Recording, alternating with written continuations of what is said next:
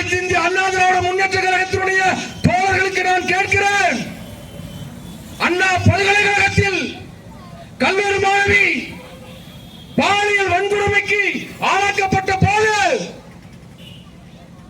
அதில் சம்பந்தப்பட்ட ஞானசேகரன் தொலைபேசியில் யார் அந்த சார் என்று ஒரு கேள்வியை சொன்னதாக நீங்கள் எழுப்பினீர்களே.